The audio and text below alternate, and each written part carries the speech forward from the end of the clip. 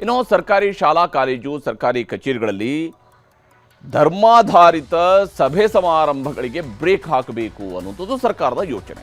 ಇದಕ್ಕಾಗಿ ಸರ್ಕಾರ ಒಂದು ಕಾನೂನನ್ನು ರೂಪಿಸುವುದಕ್ಕೆ ಮುಂದಾಗಿದೆ.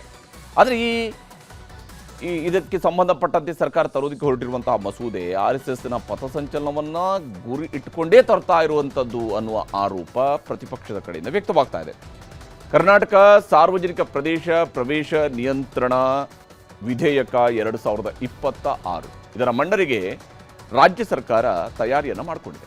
ನೋಂದಣಿ ಇಲ್ಲದ ಯಾವುದೇ ಸಂಘಟನೆಗಳ ಕಾರ್ಯಕ್ರಮಗಳಿಗೆ ಅವಕಾಶ ಕೊಡಬಾರದು ಅನ್ನುವಂಥದ್ದು ಈ ಮಸೂದೆಯಲ್ಲಿರುವಂತಹ ಬಹಳ ಮುಖ್ಯವಾದಂತಹ ಸಾರಾಂಶ. ಪ್ರಮುಖವಾಗಿ ಸರ್ಕಾರಿ ಶಾಲಾ ಕಾಲೇಜುಗಳು ಸರ್ಕಾರಿ ಕಚೇರಿ ಸ್ಥಳಗಳಲ್ಲಿ ನಿರ್ಬಂಧ ಹಾಕುವಂಥದ್ದು, ಧರ್ಮಾಧಾರಿತ ಸಭೆ ಸಮಾರಂಭಗಳಿಗೆ ಬ್ರೇಕ್ ಹಾಕುವಂಥದ್ದು ಇದೇ ಈ ಒಂದು ಅಧಿವೇಶನದಲ್ಲಿ ಮಂಡನೆ ಆಗುವಂತಹ ವಿಧೇಯಕದಲ್ಲಿರುವಂತಹ ಪ್ರಮುಖ ಅಂಶಗಳು.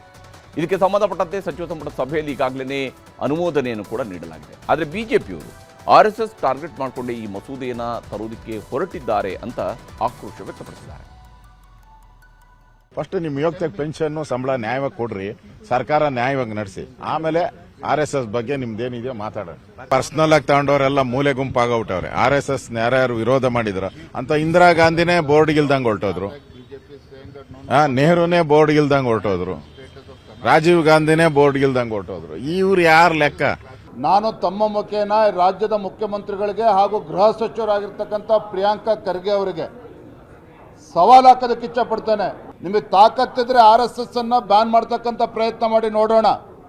ಯಾತಕ್ಕೋಸ್ಕರ RSS ಬಗ್ಗೆ ಕೆಂಡ ಕಾರ್ತಾ ಇದ್ದೀರಿ? ಎಷ್ಟೋ ಮುಖಂಡರುಗಳು ಇಂಥ ವ್ಯರ್ಥ ಪ್ರಯತ್ನಗಳನ್ನು ಮಾಡಿ ಸೋತಿದ್ದಾರೆ. ಈ ಪ್ರಯತ್ನಗಳಲ್ಲಿ ಪ್ರಿಯಾಂಕಾ ಖರ್ಗೆ ಅವರದು ಒಂದು ವ್ಯರ್ಥ ಪ್ರಯತ್ನ. ಇದೇನು ಹೊಸದೇನಲ್ಲ, ಇದು ಹಳೆಯದನ್ನು ನೆನಪಿಸ್ಕೊಂಡಿದ್ದೀರಿ ಅಷ್ಟೇ. ಬಿಲ್ ಮಂಡನೆ ಆಗ್ಲಿ, ನಾವು ಚರ್ಚೆಯಲ್ಲಿ ಭಾಗವಹಿಸ್ತೇವೆ, ಅದ್ರಿಗೆ ಏನ್ ಬರುತ್ತೆ ನೋಡ್ಕೊಂಡು ಮಾತಾಡ್ತೇವೆ. ಸರ್ಕಾರಕ್ಕೆ ತನ್ನ ಯೋಜನೆಗಳನ್ನ ಹೇಳ್ಕೊಳ್ಳಿಕ್ಕೆ ಏನೂ ಇಲ್ಲ. ಹಾಗಾಗಿ RSS ಜಪವನ್ನು ಅವ್ರು ಮಾಡ್ತಾನೆ ಇರ್ತಾರೆ. ತಾನು ಮಾಡಿದಂತ ಸಾಧನೆಗಳನ್ನ ಹೇಳಲಿಕ್ಕೆ ಏನೂ ಇಲ್ಲ ಅಂತಂದಾಗ ಈ ರೀತಿಯಾದಂತ RSS ಜಪವನ್ನು ಅವ್ರು ಇವತ್ತಲ್ಲ, ಬಹಳ ಆರಂಭದ ದಿನಗಳನ್ನು ಮಾಡ್ತಾ ಇದ್ದಾರೆ. ಮಾಡ್ಲಿ, ನಾವು ಅದನ್ನು ಎದುರಿಸ್ತೇವೆ.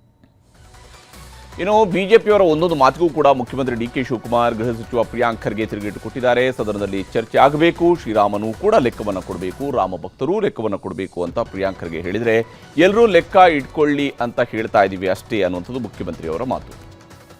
ಈ ರಾಮನು ಲೆಕ್ಕ ಕೊಡಬೇಕು, ರಾಮನ ಭಕ್ತರು ಲೆಕ್ಕ ಕೊಡಬೇಕು, ಇವ್ರು ಲೆಕ್ಕ ಕೊಡೋಂಗಿಲ್ಲ ಅಂದರೆ ಹೆಂಗೆ? ಅಷ್ಟೇ ಅಲ್ವಾ ಹೇಳ್ತಾರೆ ನಾನು. ಆಮೇಲೆ ಈ ಬಿಲ್ಲಿಗೆ ನಿಮ್ಮ ಅನ್ರಿಜಿಸ್ಟರ್ಡ್ ಅನ್ರೆಗ್ಯುಲೇಟೆಡ್ ಆರ್ಗನೈಸೇಷನ್ಗೆ ಸಂಬಂಧ ಇಲ್ಲ. ನಮ್ಮ ಕೃಷ್ಣ ಬೈರೇಗೌಡರು ಅವ್ರ ನೇತೃತ್ವದಲ್ಲಿ ನಾವು ಇದನ್ನು ಮಾಡಿಸ್ತಾ ಇದ್ವಿ, ಫ್ರೀಡಮ್ ಪಾರ್ಕ್. ಅವರು ಪರ್ಮಿಷನ್ ತಗೊಂಡು ಪೊಲೀಸಿಗೆ ಬರೋದು, ಏನು ಎತ್ತ, ಎಷ್ಟು ಜನ ಬೇಕು, ಎಷ್ಟು ಸಿಬ್ಬಂದಿ ಬೇಕು, ಅದಕ್ಕೆಲ್ಲ ಒಂದು ಲೆಕ್ಕಾಚಾರ ಇರಬೇಕಲ್ಲ. ಅದಕ್ಕೆ ನಾವೆಲ್ಲರೂ ಲೆಕ್ಕ ಇಟ್ಕೊಳ್ಳಿ ಅಂತ ಹೇಳ್ತಾ ಇದೀವಿ ಹೊರತು ಬೇರೆ ಏನೇನಿಲ್ಲ.